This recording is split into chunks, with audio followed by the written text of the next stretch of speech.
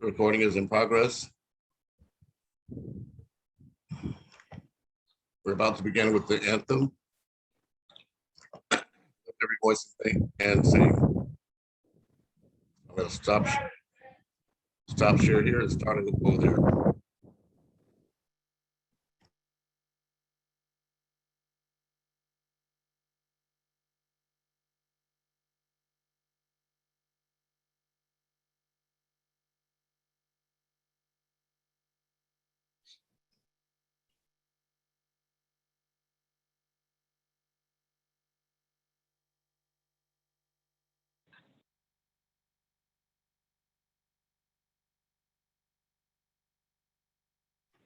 We have people still coming in, Herschel, so I'll let them in. I'll begin sharing now.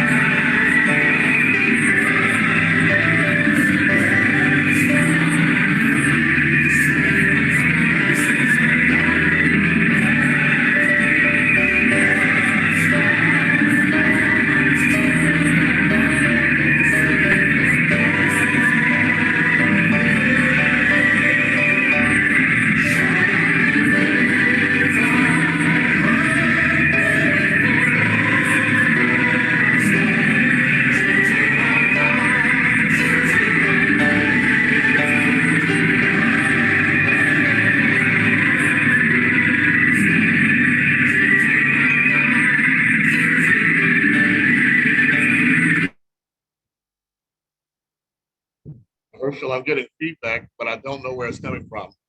Are you Yeah, hearing? yeah, I'm trying to look at for myself. I don't know where the feedback is coming from either. Everybody else has been muted. Okay, so it is what it is. That was Lift Every Voice and Sing. Now the And- one. Go ahead, Managing Director. Thank you, Mr. Chairman of the African Diaspora Directorate, Kofi Ajapong. I don't know where the feedback was coming from, but we open every session with Lift Every Voice and Sing. And it was a beautiful rendition with words to the song. And so it is what we start out every day with, and then we say words relative to the Creator and giving thanks for us being here another day. His Excellency Sharif, I am asking you to give us opening words of blessing.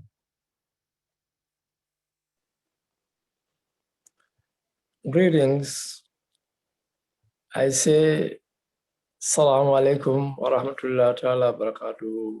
Peace be unto all of you, and may peace prevail in the universe, in the continent, in the whole world.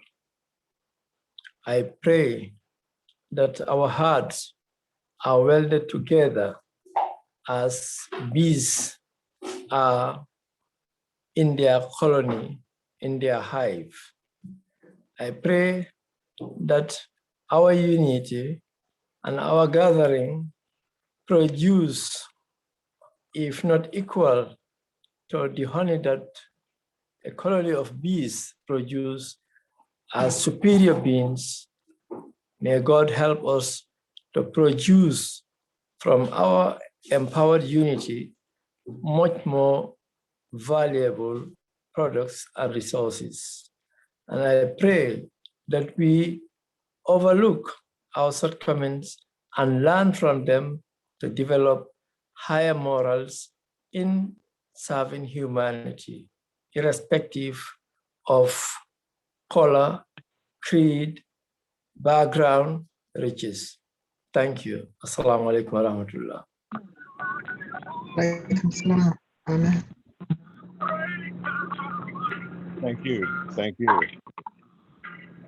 And as we come together on this day, we're going to talk about a fundamental thing that is needed by us all: food. We're going to talk about specifically in this, the 7th day of the Permanent Forum on People of African Descent, the day every year that is celebrated as the International Indigenous Peoples Day, that we're going to talk about that control of that which is fundamental to every human being, which is food. And we're going to talk about it from the perspective of the USDA.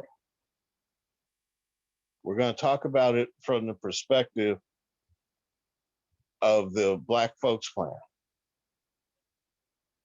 We're going to talk about it as part of a plan of action for reparative justice. And we're going to talk about it because it was proposed on February 19th through the African Diaspora Directorate as an agent of Friends of the African Union to the House Judiciary Subcommittee on the Constitution, Civil Rights, and Civil Liberties at the hearing on HR 40, exploring the path to reparative justice in America. It is a $6 trillion, 75-year public-private partnership solution. $80 billion a year for 75 years is $6 trillion. And what we're able to do is to create a financial instrument to bring that funding forward. It's called a revenue anticipation note. And this plan of action is based upon the creation and support of a law cooperative to support a 75-year agreement to make sure that our people are fed. We take responsibility for that. We don't ask others to take responsibility. Is that we put in place the legal infrastructure so that we take responsibility. And so it's a whole idea that is succession and non-repetition of harm. There's a proven harm to us as Black farmers here in America. From 1920 to 2018, a tough study has said that Black farmers in America, going from 900,000 plus to less than 50,000 in 2018, lost $120 billion worth of value. So what we're proposing, okay, is a plan of action that is based upon what a model that the United States has already done. They did it for Japanese Americans who during World War II were imprisoned in concentration camps. And in 1988, with the help of the Congressional Black Caucus, they got compensation. So we took their compensation and we said, okay, you're going to get 20,000. Then we asked for funding based on our history, going back based on inflation, going back to the beginning of the country on March 4th, 1789. And it would be $1,114,463.18. And if we applied it to the census of that day of the Africans of that time, which is approximately 4.7 million Africans in 1866, at the end of the Civil War, August 20, 1866, then the total is about $5.2 trillion.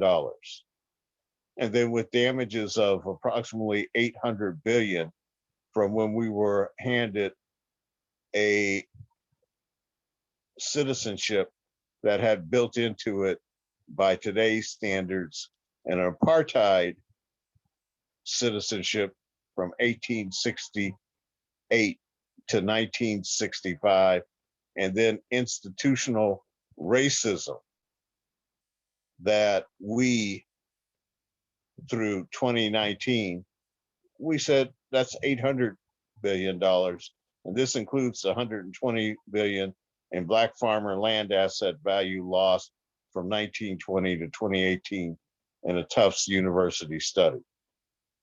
And so we said that that $6 trillion can be a public-private partnership with the United States government.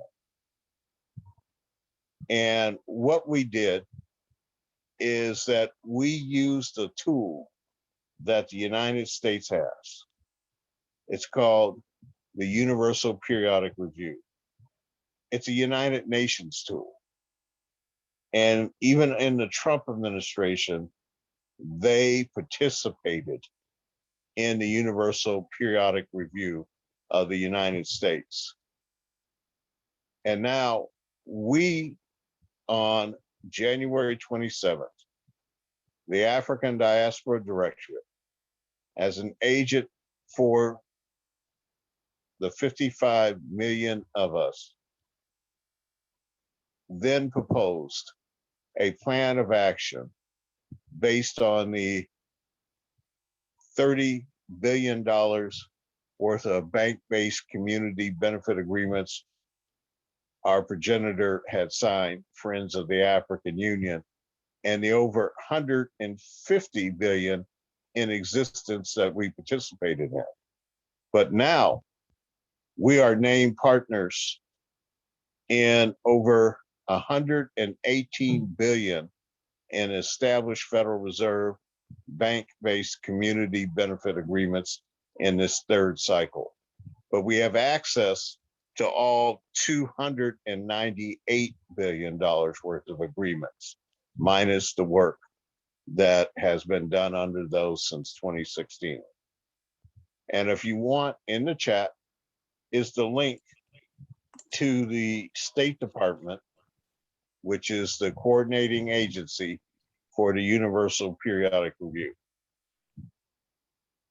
Now, when we use the tools we're using for planning purposes, what we're using for planning purposes is the PNC agreement, because the PNC agreement does not start until 1 January 2022.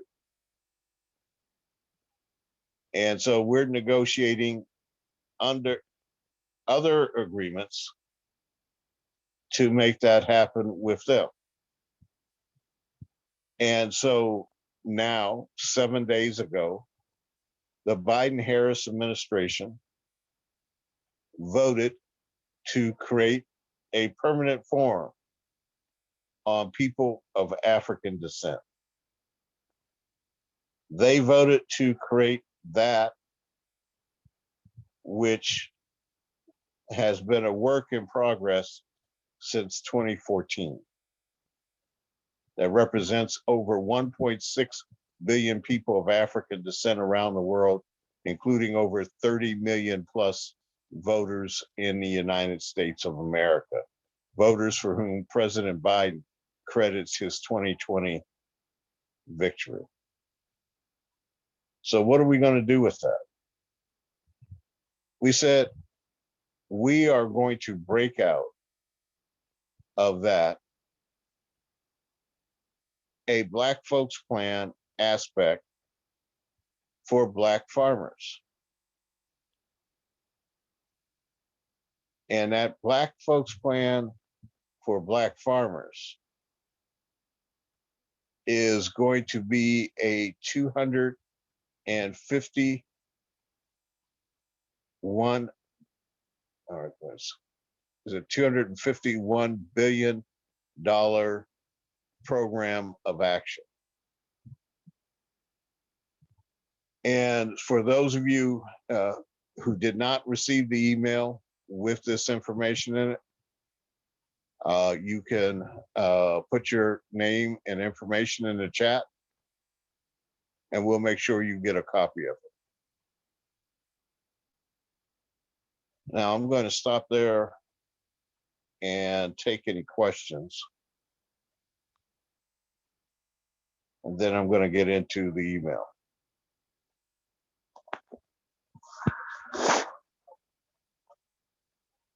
Open questions. We've got a half hour left. Does that include comments?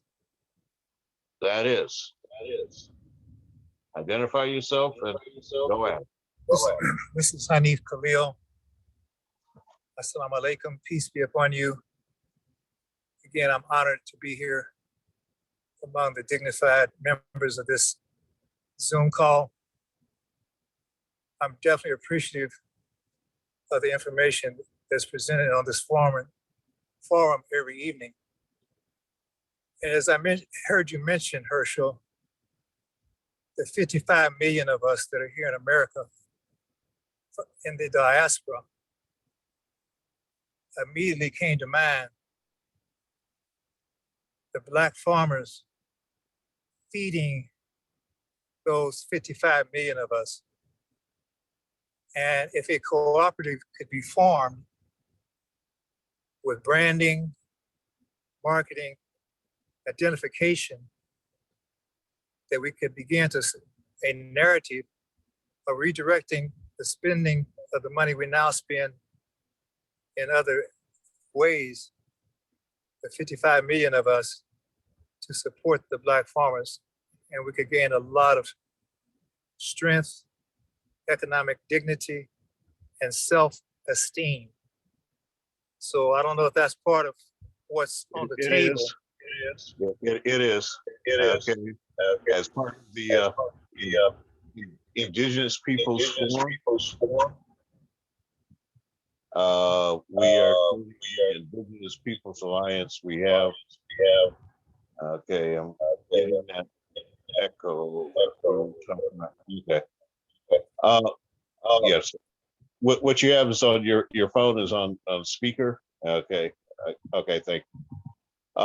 So what we have is in the Indigenous Peoples Forum that we started April 29th, we have the African Co-op. And so the African Co-op is part of the Indigenous Peoples Alliance that will make that happen.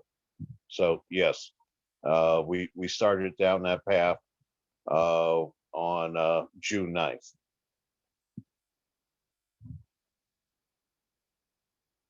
And is there information that we can access that talks about the plan, or is it still in early discussion? You go to communitydevelopment.org and you will get the work plan right there, where it says on the download our United Nations plan. There's a PDF right there for you to download that gives you the preliminary data on this. I just put it in the chat, Herschel. Thank you. I just got here All right, thank from you. the other meeting. Thank you. Thank you so much. All right, additional questions?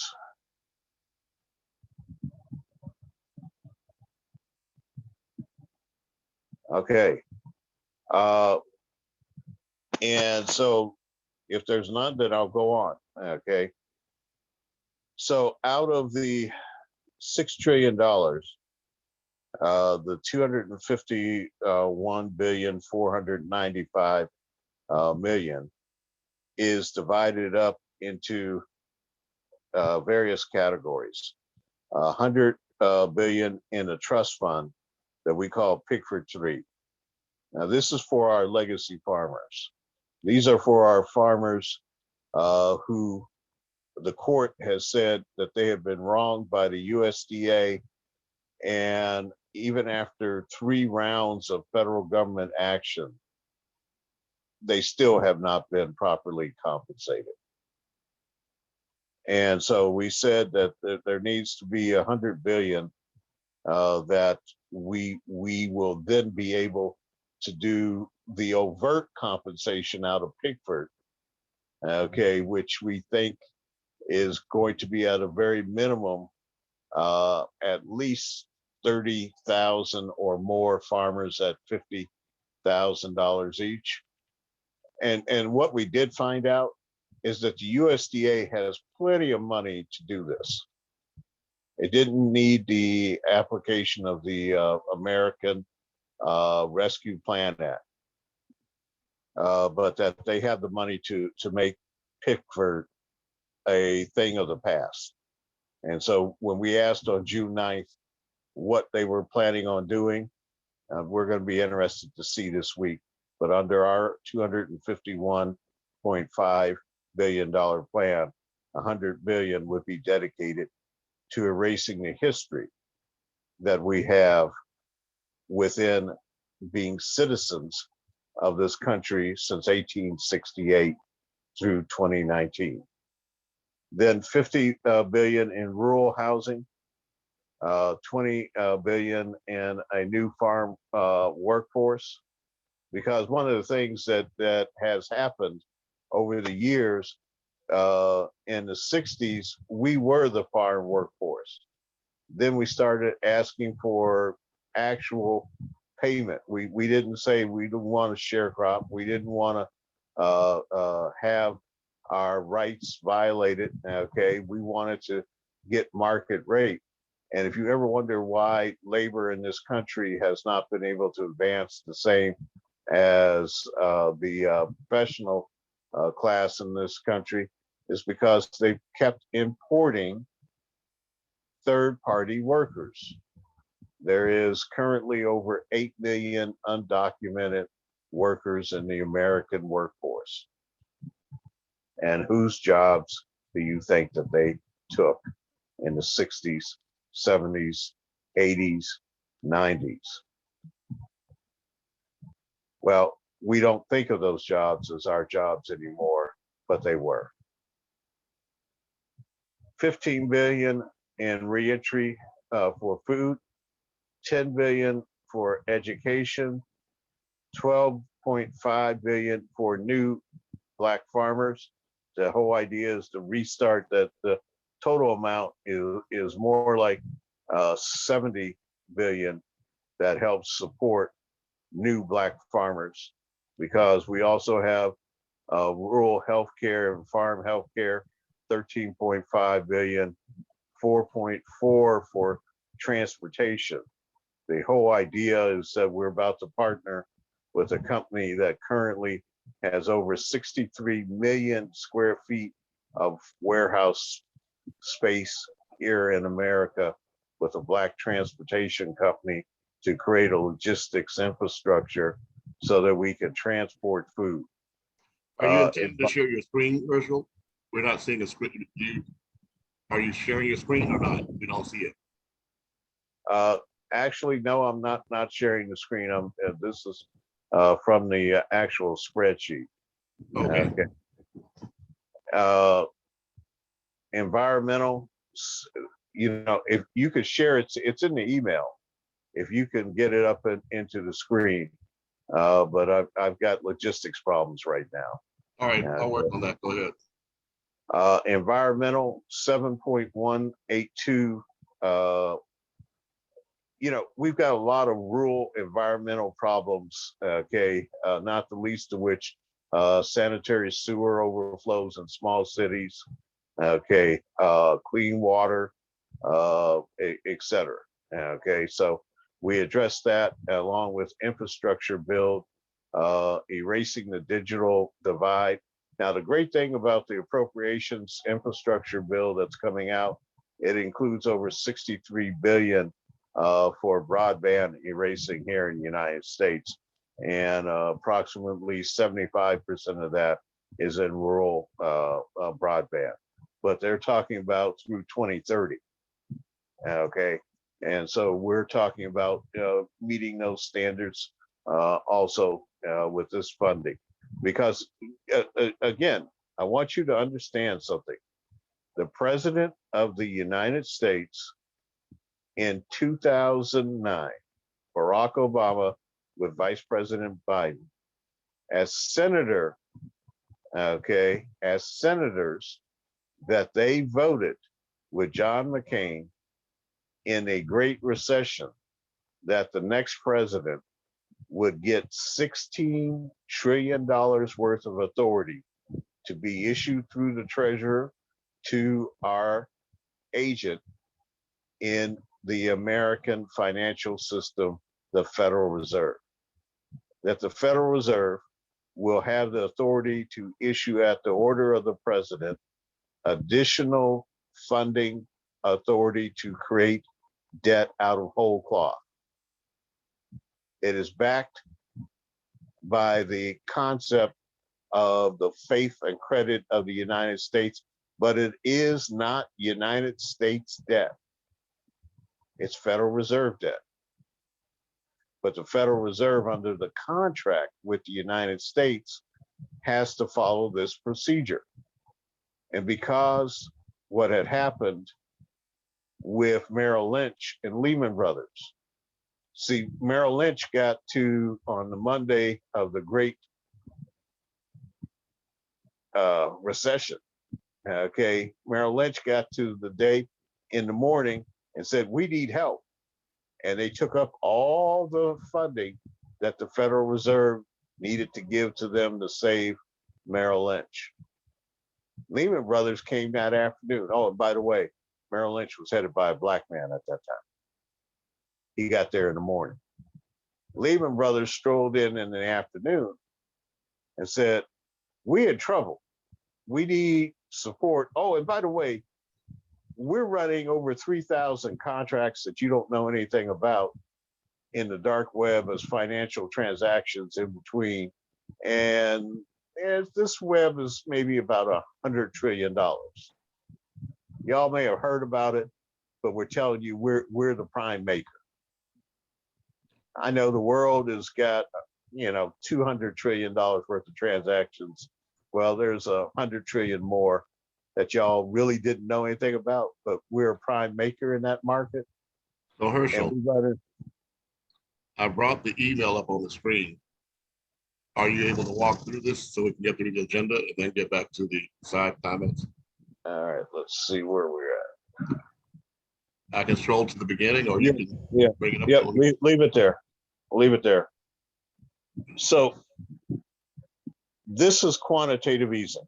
This is where this money comes from. This is where these billions come from. And it comes from this time in when Lehman Brothers walked in and let them know there's a whole market out there of $100 trillion, and we need these billions of dollars. And the Federal Reserve said, we got to go back to the president to get authority, and Congress has to pass the law that allows us to do that. And it didn't happen in time, and hence the Great Recession came on. And so they said to themselves in Congress, we got to give the president the authority that to meet this requirement. So we'll give him the authority to issue $16 trillion worth of new Federal Reserve debt. Now remember, the Federal Reserve is a privately owned company that has an agreement with the US government. We have that agreement.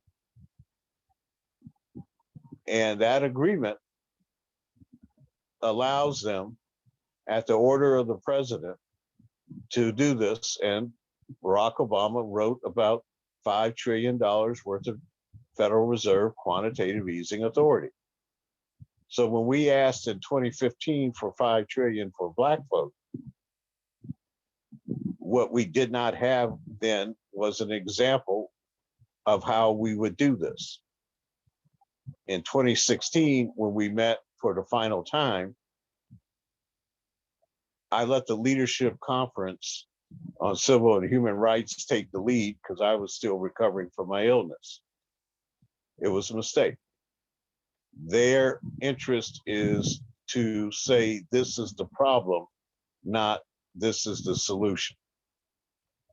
As a consequence, in 2020, we took the lead around financial solutions because we had signed on November 18th the first of $30 billion worth of bank-based Federal Reserve community benefit agreements.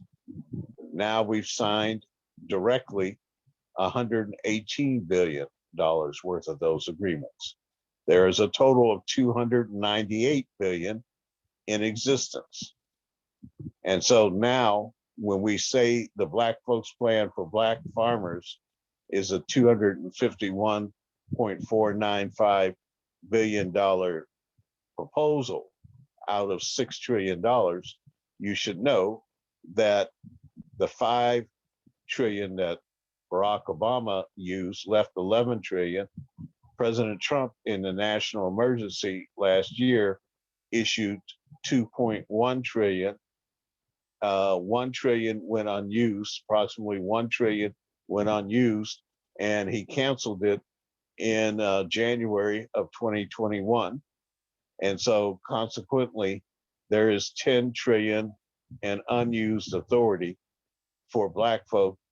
We asked for 6 trillion, and out of that 6 trillion, this is the percentage of that we're using for Black farmers. I will stop there and answer any questions. Herschel, I have a quick question. So what the we, who's included in the we asked for? This is the We, Friends of the African. Go ahead.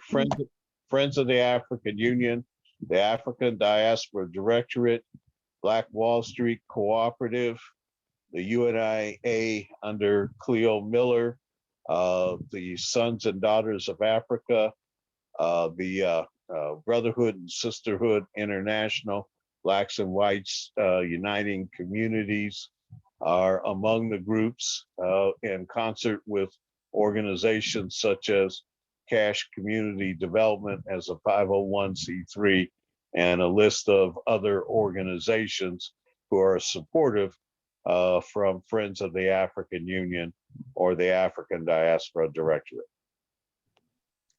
Can we get a link to that as well? Yeah, so that is, again, you go to friendsoftheafricanunion.com. Okay. And it's all there. It's all there. All right, thanks. Any additional questions?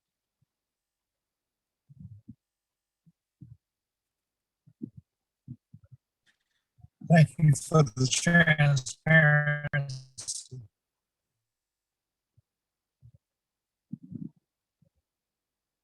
Excuse me?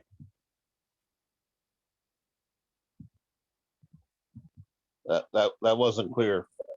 That wasn't clear. I said, thank you for the transparency. Oh, we've been very transparent about the process. Some of us have said we've been too transparent. Well, again, the work that we've done has been transparent for a reason. The putting this all in, most Americans have no idea, and most people around the world have no idea of the work that was done in Africa under the Trump administration. Over $8 billion in funding was put in effect during the last year between 2019 and 2020 in Africa. The African leadership, now remember, we're doing what is with the African leadership. The African leadership had bypassed this whole thing about shithole countries and had sat down with Trump at lunch in Switzerland and worked out a deal. Okay, that in 2019 moved $5 billion to Africa. In 2020 moved an additional $3 billion and additional funds that could be included up to $3 trillion if it would have worked out right in terms of what we had planned to implement. Then COVID happened. It changed the whole script, changed the whole world. We've had over 176 million cases of COVID. We've had over 4 million deaths. We've had more deaths in the United States than we had during all of World War II. We've had more deaths than we've had World War II and the wars since then till now. They've been civilian deaths. So, yeah, it changed the world, but the world has changed again with the Biden administration that said in Executive Order 13985, racial equality addressing this country's history back to March 4th, 1789, when the second United States started business, the one that didn't fail like the first one did out of the Treaty of Independence of 1776. Additional questions before we move on? Okay, Andrew, you can scroll up.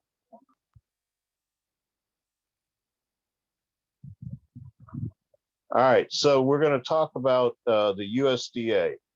We're going to talk about obligations, and agencies like the USDA, spend their available budgetary resource by making binding financial commitments called obligations. The USDA incurs, such obligations and signs a contract, awards a grant, purchases a service, or takes other actions to require it to make a payment. Currently, as of June 30th, 2021, the U.S. Department of Agriculture has obligated $197.8 billion against its $426.8 billion in resources, and has outlaid on those obligations $191.5 billion. Now, just stop there. Think about that. They cannot say that they don't have the money to do what they need to do for Black farmers.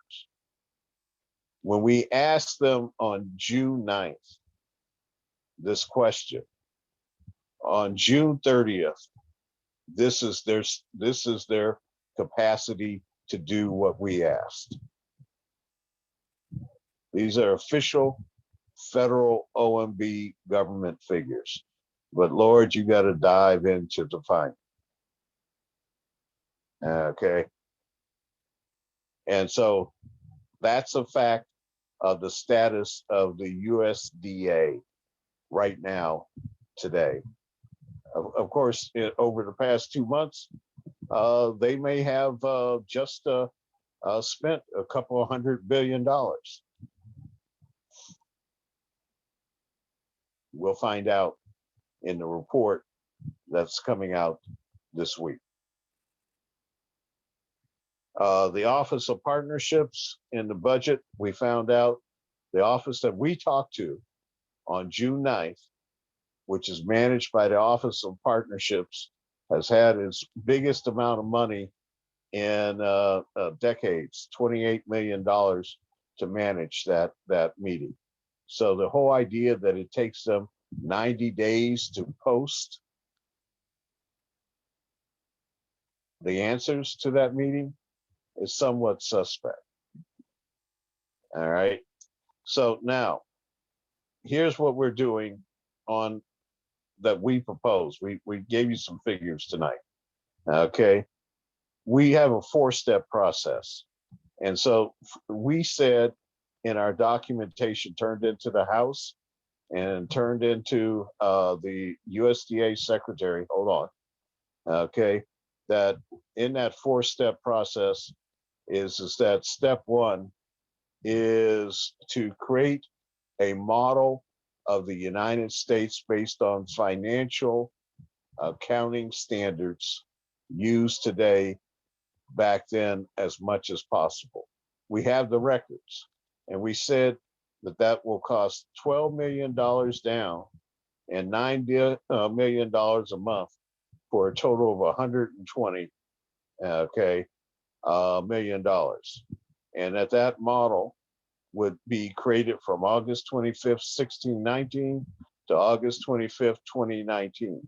The reason we use August 25th, 2019 is because that's within the context of what we did in 2019 for the review of human rights of the United States by the United Nations and the Universal Periodic Review in our submission of the Black Folks Plan to the United Nations Human Rights Council as a solution, and our meeting with the State Department in January 27th as a follow-up through the African Diaspora Directorate as an agent, and our submission on November 9th to the US State Department, and the State Department's response on November 12th, laying out our format for our unsolicited proposal, because we proposed a solution for the problems that America has experienced as a result of it being an English colony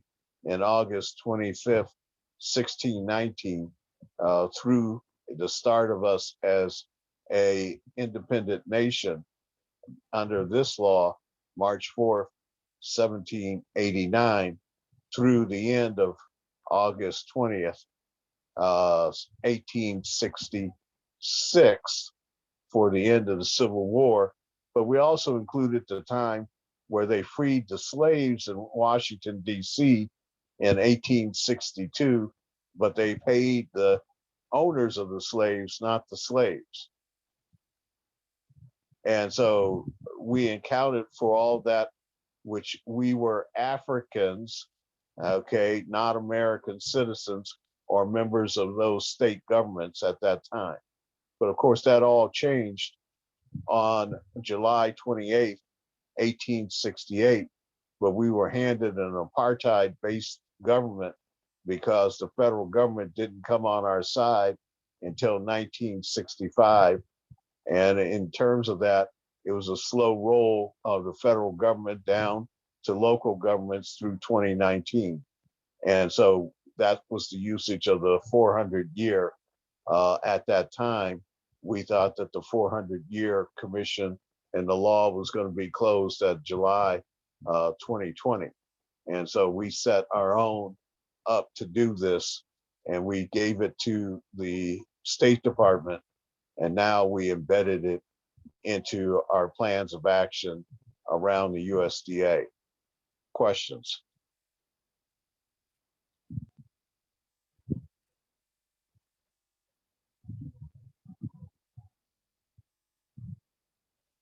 All right, going on then. Step 3 is that with a law firm, that we would create a $60 million model based on 4 farmers with this proposed use of proceeds. You can scroll up, Andrew.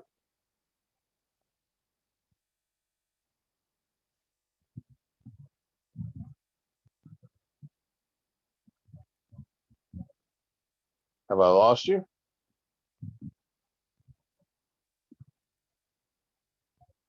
Hello. I'm still here. We Yeah, are with you. I'm here, Herschel. Did you want me to scroll up or scroll down? Yeah. Scroll up. All right.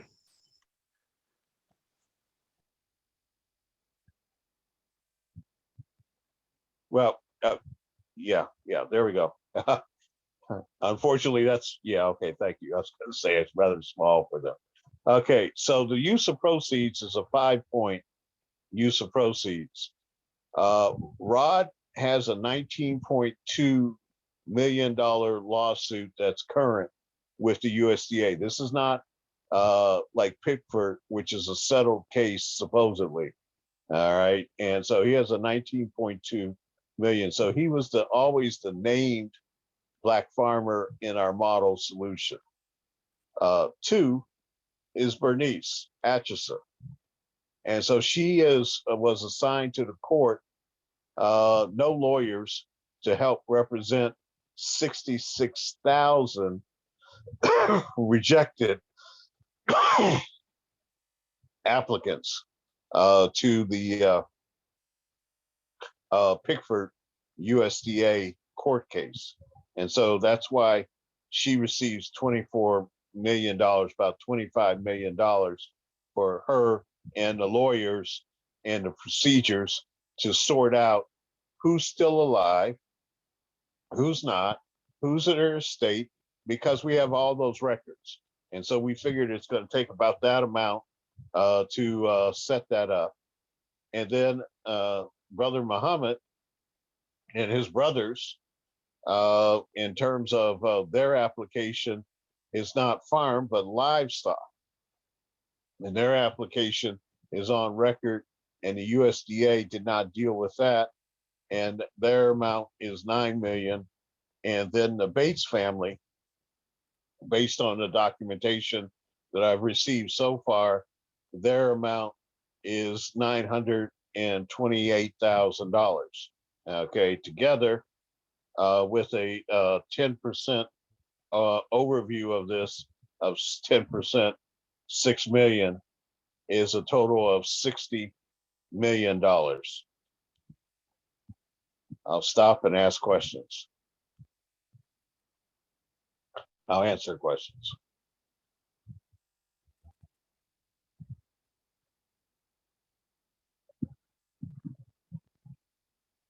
All right. Yes, yes, this is all part of the proposal that's going to be presented when, Herschel? It's already been presented.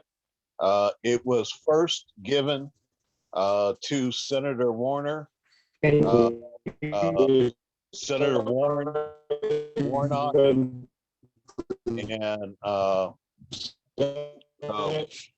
Booker.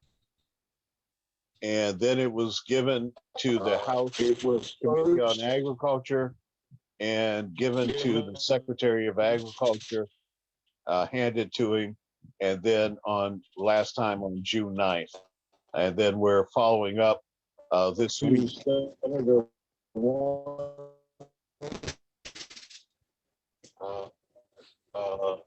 Senator Warnock, and then it was given to the Secretary of Agriculture, handed to him, and then on last time.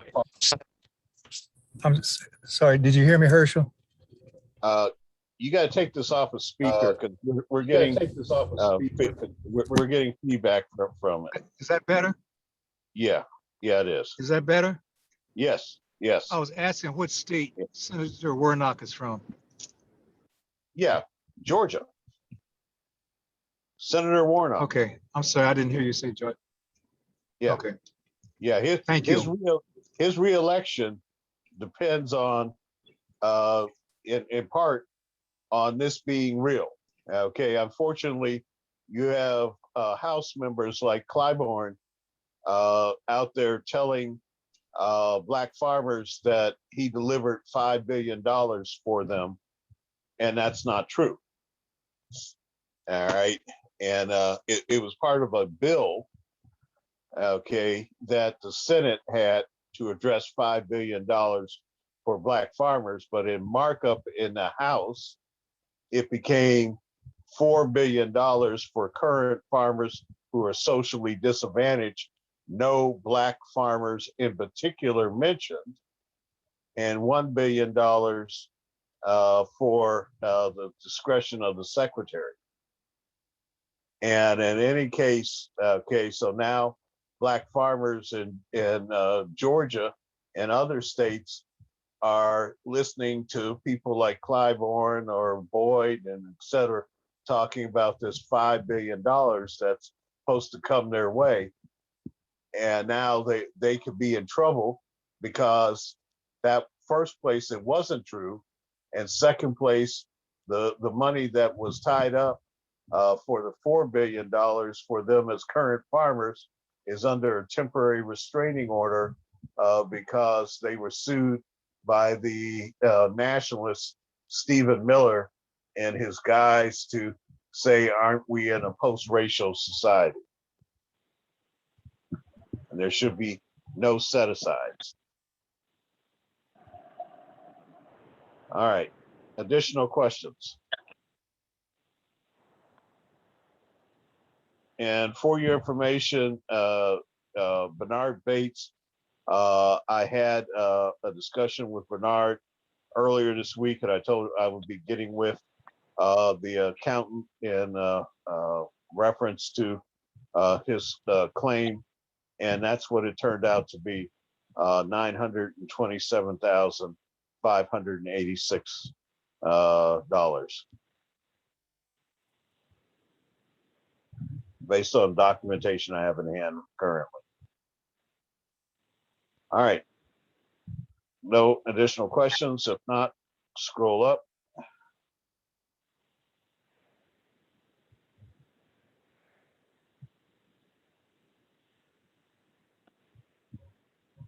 All right. So now we go into what was not proposed. The proposal was there for steps 2 and 4, but we didn't have the funding. We didn't have the funding amount because it took a lot to put in place, then finalize the funding amount. So steps 2 and 4 together at a cost of $350 million. So steps 2 is to the problem that we have with the farm system as it is now it ignores minority farmers. It seems to go out of its way to ignore minority farmers and urban farm renewal. So what we designed is a state level program using the Commerce Department's comprehensive economic development strategy, which is a county level program.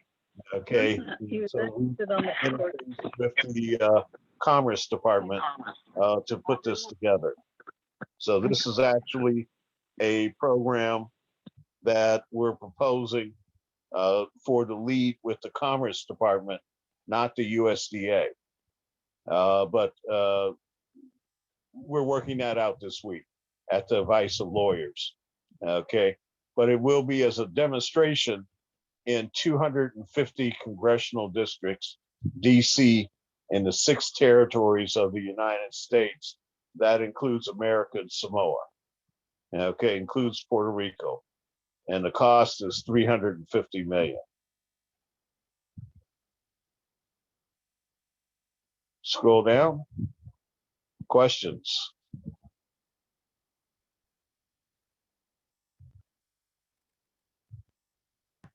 Is that the So end of the scroll? Herschel, that's the end of the email. Do you want Okay. me to continue showing it, or where would you like me to proceed? Okay, no, I'll stop there. Okay. And to let you know, Kenneth Wyrick is here with me too in the background, so we're going through this together. okay. And so Kenneth is the one of the technologists. So there was groups of technologists. Oh, Ken is there in person. All right. All right. So in terms of technologists, so we have both of you in the room. Okay. Yeah. Yes, we're here. All right. So they represent 2 groups of technologists that something like 5 weeks ago, I put on the table that there would be 4 groups of technologists coming together. One group led by Kenneth, one group led by Andrew, one group led by Lee Cherry.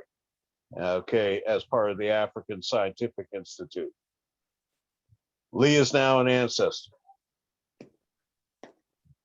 And so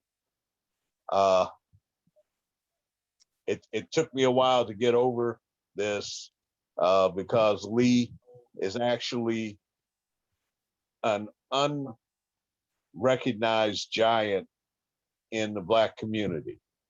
Those who know him and know what he's done know that in this modern movement, we would not have a permanent forum on people of African descent if Lee did not open up many doors for people, not least of which Friends of the African Union in 2013 on the constitutional process that in 2014 in the United Nations set this path for creation of a permanent forum.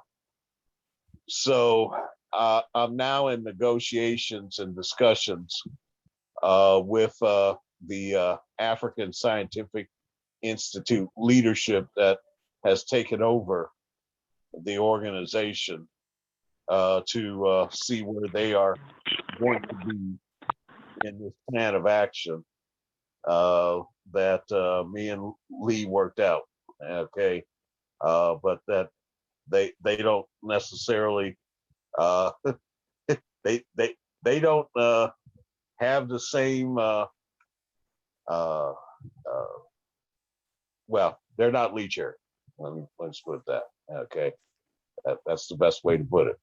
Okay, I'm hoping that they will allow those of us who are members of the African Scientific Institute and the 2,000 plus members of the African Scientific Institute who are science, technology, engineering, mathematicians, etc., that they will let us do like a Mission Impossible team, and that we call out the core of us who are members, and then put on the table assignments, and that they then make a choice to join us as we go forward.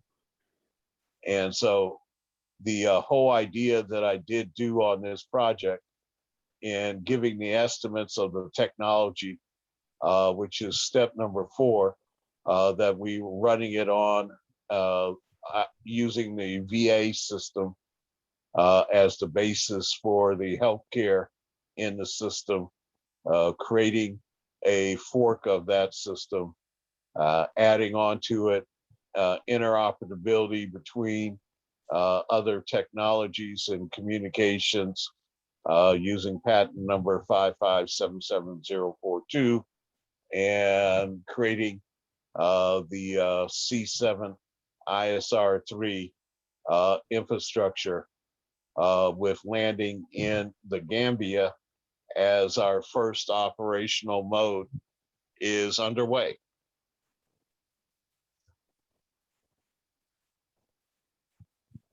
And so that's where we are now.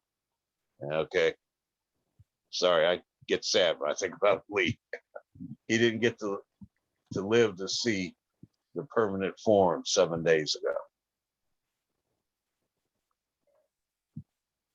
All right, questions? Up for him, prayers.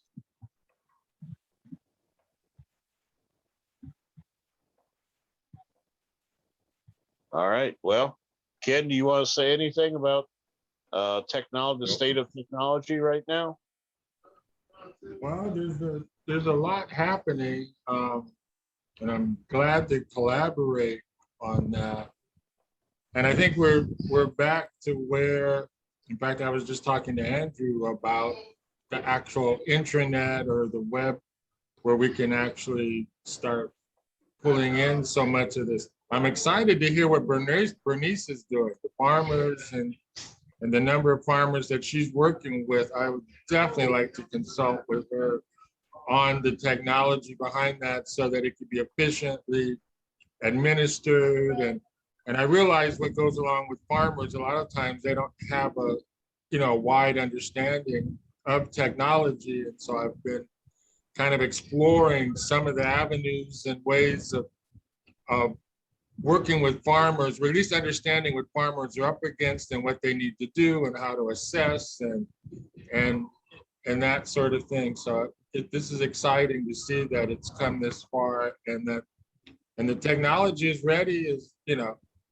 whenever we're ready to move forward. Health is definitely a big area, and that the system that you've identified with the veterans is a system that I feel can serve us in a lot of different ways. So if anyone needs anything, or reach out to me, and I appreciate Carolyn, and would still like to connect with her son and whatnot here in LA on the animation and the training.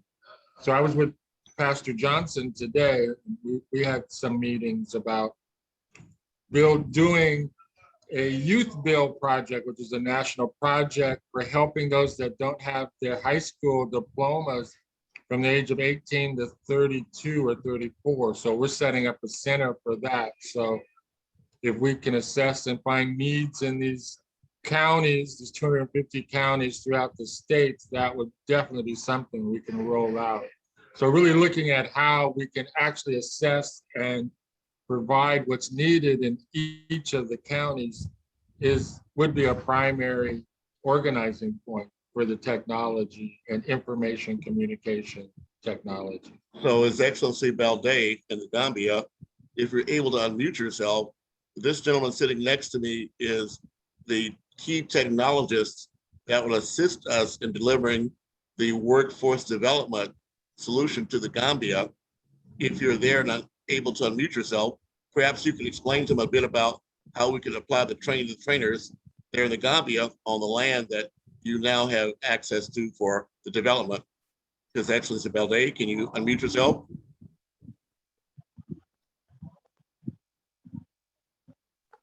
Thank you very much, Your Highness, Prince Andrew. Yes, in fact, we have secured more land for not only training of the corps, training of trainers, but also enough land to start building the homes for some of the veterans expected to relocate in the Gambia, so that they will come and strategize, plan for the close residents that they choose to have in the locations of their choice in the Gambia. So in this regard also, I currently have a visiting friend who is the senior presidential advisor to Sierra Leone. He's with me in the Gambia. They have dissolved their stock exchange and strictly licensing it out to a private institution. And that particular person has sent me an email requesting for Africans or people of African descent that are interested in partnering. And there would be a possibility of making a joint stock exchange between Sierra Leone and the Gambia. If at all, this forum would be interested, or any other organization, about bridging the digital divide, because if we don't have our own stock exchanges, our platforms, trading platforms within the continent, then it will be very difficult for us to get a full control of our CFTA, free trade, which has been established from the 1st of this month. Thank you. Thank you very, very much. Go ahead, Dr.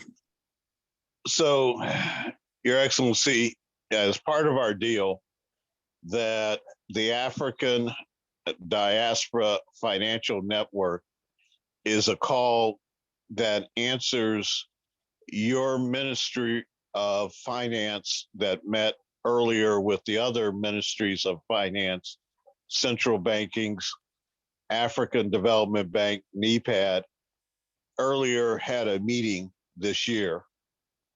And one of the requirements that came out of that meeting was the completion of, in 2012, the call for the African diaspora for 5 projects.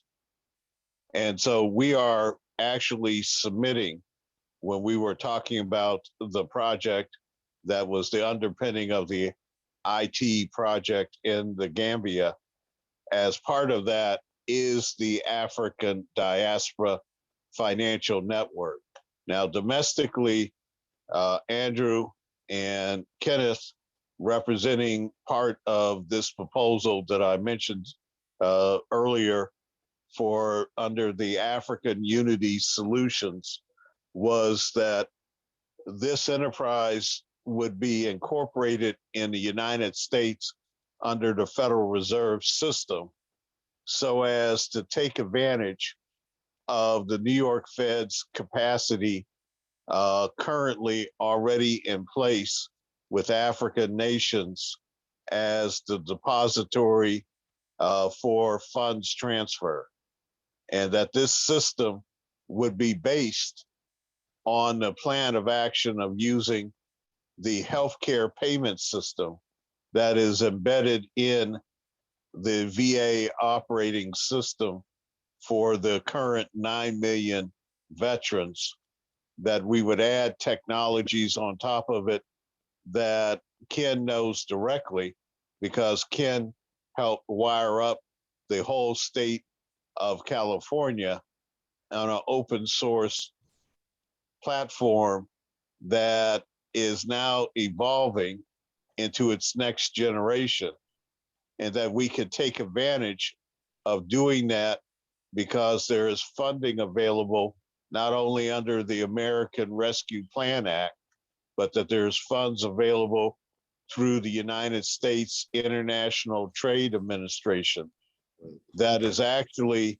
tied to workforce development domestically, but through the State Department as a multilateral institutional effort we said we would tie it to the Gambia, one, as a bilateral relationship with the Gambia, two, as a multilateral engagement with the Gambia in terms of ECOWAS, in terms of the African Continental Free Trade Area, in terms of human rights for the African Union, and in terms of the Islamic organizational infrastructure in Africa. I didn't know when we made this original proposal that the OIC was going to meet there next year. Okay. So, and the last but not least is the African Union USA connection, and for us to be providing the electronic platform that provides that connectivity. So this is technology that we can run real soon now, not a year from now, 2 years from now, but that technologies that we can platform and operate in fiscal year 2022, October, November, because they're based on current legacy operations that through this relationship in the Gambia, which is based on the whole idea of that American veterans and others who would retire to the Gambia in a planned unit development, that planned unit development then would provide for each household 10-to-1 employment relative to Gambians, and that would provide on that site the training infrastructure in IT to the Veterans Administration software, VISTA-A, that over the next decade, that the Veterans Administration is going to spend $5 billion on maintaining, a minimum of $5 billion. Excuse me just a moment. On the screen, I've shared the 5 diaspora legacy projects that were included with the 12 flagship projects for the continent of Africa during that 2012 launch that you mentioned.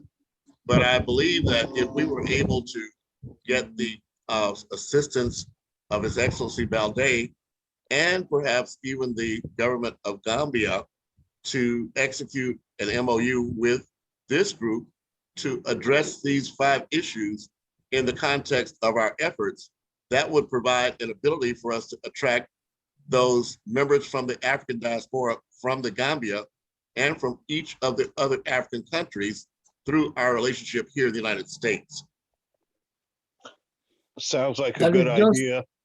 That is what I just wanted to chip in, that in your LOI to the government, through me, as I am currently finalizing the landing of a 1.5 terabyte submarine cable that is from Europe to South Africa in the Gambia, I would like you to mention the possibility of landing across the Atlantic another cable that will facilitate, make your project more versatile and access all the bandwidth you need for this infrastructure you want to headquarter in the Gambia for later rolling out to the continent. And secondly, I have been written to by the Ministry of Information, Communication and Infrastructure to build them a new headquarters. And luckily, I proposed, in order for the return on investment to be quicker, we have to build a twin tower, one strictly for the Ministry of Information and Communication Technology, and the other one to technology operators who might want to lease space on that tower to make getting a return of investment that we spend on building these structures very fast.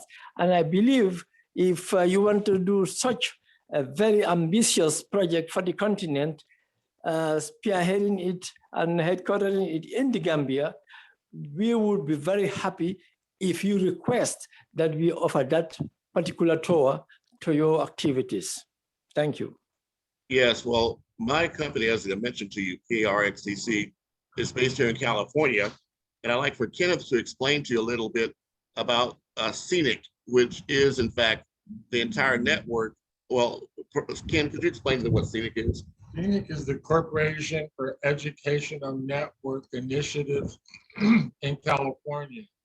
It's actually broadened its scope. I mean, it's based here and it's the infrastructure that supports education at all of the different levels, from elementary to middle school to high school, which is the DC project, and then the colleges, and it's based on USC, Stanford, and it's actual physical infrastructure that is in the ground. But they've also expanded to other states. They've gone across the Pacific, and there's CUDI, which is a major infrastructure piece with Mexico. It's really it's an education and research network that connects and does a lot of experimental type projects. NASA actually has a parallel network that goes along with the Scenic network, and there's a cross collaboration and internet. Actually, Scenic is a nonprofit that's here, like in Irvine or down just southeast of Los Angeles. And so it's a nonprofit, and it actually owns this infrastructure, and the research part is one of the main parts that supports education. That's really my point, His Excellency Balde. As you may know, the historically Black colleges and universities are the network that have alumni throughout the African presidency. I think up to 16 of your current 50 presidents are either alumni of the historically Black colleges and universities. But here in Los Angeles, we have the Charles R. Drew University of Science and Medicine. It's the only historically Black college university west of the Mississippi. So Don Polk and I and Kenneth are within walking distance, well, driving distance of it. The vision that we have is to connect the educational infrastructure of the United States through this hardline cable to Gambia that can provide the backbone for the entire African continent. But I'll talk to you about that offline. Thank you. Thank you very much. That's very interesting. So this is part of a plan of development that will be coming to you as a letter of intent from the parties based on the work that as civil society in the African Development Bank that we've been doing over the past 2 years. And so the whole idea is the landing in the Gambia, the work in Ghana, utilizing the IT infrastructure that's already in place in South Africa, and the connectivity in Kenya, which has been designated for the African, digital unification currency, and bringing all that together in a plan of action that can be supported while the United States is deciding its budget. So we're in the markup phase of the budget currently, but the United States government over the next 60 days is going to be dealing with funds in the agencies like what we talked about in the USDA that need to be obligated. And so the whole idea behind what we're pointing out as a public-private partnership can be a win-win-win situation, a win for the Gambia, a win for the United States, and a win for Black folks around the world through the permanent on people of African descent by the interests that are on this call and have been on this call and that have been supportive of the creation of the permanent forum coming together in this coming week so that we meet again a week from now on the 14th day of the permanent forum on people of African descent, that we would have the cooperative infrastructure, African.coop, that cooperative infrastructure would be as part of a letter of intent that would be sent from the African diaspora in the United States to the government of the Gambia in a letter based on us having a memorandum between ourselves here in America. I look forward to making that happen this week. And on that note, as we move to close, Herschel, I'm going to task you with providing us with a daily calendar of events so that we can post it, and that way people can plan to attend. Also, they can plan for presentations that are relevant to these topics of 10 to 15 minutes so that we can begin to comprehensively build and maintain a momentum towards a close that will give us a launch and kickstart for the rest of the year. Yeah, well, like I said yesterday, one of the things that I was looking. You might have left. Oh, you muted yourself, Herschel. You have to unmute yourself. He's getting an attack. Herschel Daniels, you're muted. I don't think we lost him, but I don't hear him. Come back tomorrow, people. And as Andrew said, we will have a schedule for everyone so that you can focus on what your interests that you and your community brings to the table so that we can cut the deal. So once we have the deal cut, we can have the check cut for the interested third parties. And let me mention one of those interested third parties that we're in the process with is the Indigenous Peoples Alliance. And in that with Native Americans, the Indigenous peoples of the Americas. And so we're well in Mexico with Carlos Slim. We have been in contact with his organization and have set up in Mexico the relationships to be 1 degree removed from his organization. So we look forward to making this happen. And I'm going to ask that Elder Cox, if we don't have any other questions, then I'm going to ask that Elder Cox close us out. Elder Prophet Cox. Herschel, John Moss here. I just wanted to add the picture that you see up there, reminder, is a call center data center I set up in the island of St. Lucia, where again, with technology, we brought hundreds of people, jobs, workforce, etc. And that's and I've done it all around the world, but there's a good example right there. Yeah, so that's among the things that we've already put in place within the context of this agreement with the African Unity Solutions, and that each group was represented, 4 different groups. The Andrew Williams representation through his company, Kenneth Wyrick, and representations through his relationships, Herschel Daniels through my company, Herschel Daniels Jr. LLC, and the members of the African Scientific Institute. Within that context, we will on Tuesday, this Tuesday, be reporting back on Tuesday on that framework and where you fit in, where you can fit in to those operations. Elder Cox, the floor is yours. Yeah, let's take a moment. Father, Mother God, God of our hearts and our understanding, most gracious, wonderful Father, Mother God.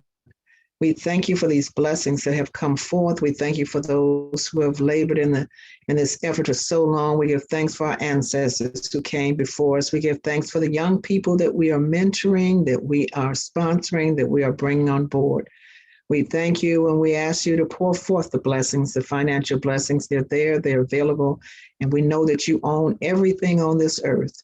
We ask for it to be released for this movement, not new, but a movement that would bring us together as one people across this, not just nation, but across the world. We ask for health and well-being of our elders, our young people, and for even the unborn who are entering into this world. We thank you for all of this in the name in which all find sacred in their own special way. And I say in the name of Jesus Christ of Nazareth, amen. Amen. Amen. Love you all. Thank you. Thank you. Thank you.